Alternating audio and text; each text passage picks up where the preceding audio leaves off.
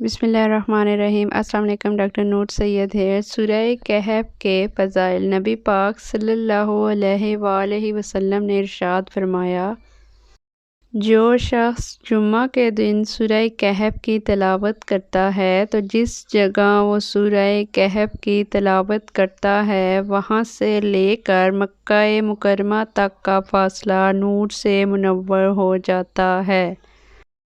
نبی پاک صلی اللہ علیہ وآلہ وسلم نے ارشاد فرمایا، جو شخص جمعہ کے دن سورہ کہف کی تلاوت کرتا ہے تو اس کے لیے دوسرے جمعہ تک نور جگمگاتا رہتا ہے۔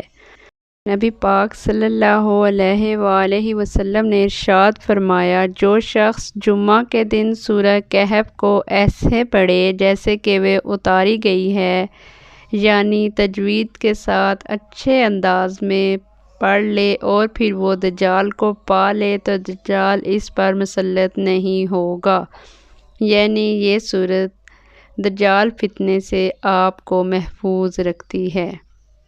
نبی پاک صلی اللہ علیہ وآلہ وسلم نے ارشاد فرمایا، جو شخص سورہ کہف کی ابتدائی 10 آیات یاد کرے گا تو وہ دجال کے فتنہ سے مکمل طور پر بچا لیا جائے گا۔